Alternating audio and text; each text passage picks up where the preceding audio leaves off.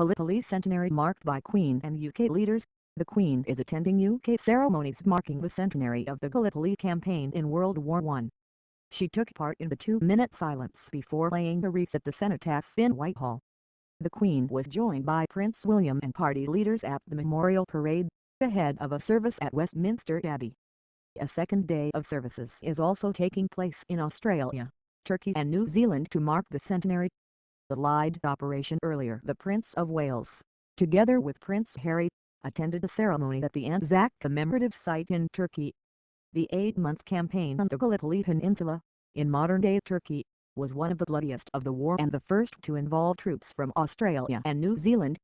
The Allied operation was an attempt to force the Ottoman Empire out of the war.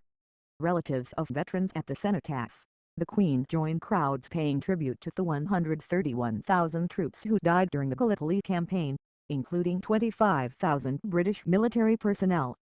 Descendants of veterans and representatives from countries involved in the operation attended the ceremony, and the principal party leaders, breaking off from the general election campaign, were also involved. Earlier, the Princess Royal took part in a dawn service at Hyde Park Corner, where crowds gathered to watch her laying a wreath at Wellington Arch, and the Duke of Edinburgh joined a service of remembrance at St. Paul's Cathedral in London. Ahead of the wreath-laying ceremony, those gathered at the cenotaph heard music led by the massed bands, pieces drawn from some of the countries that took part in the Gallipoli campaign. Those waiting along Whitehall listened in silence.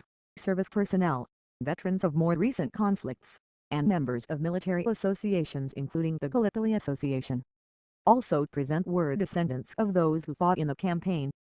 Among those watching was 10-year-old Edward Jackson, wearing the medals of his great-grandfather, Commander Arthur Mallet, who served in the Royal Navy and was injured during the campaign.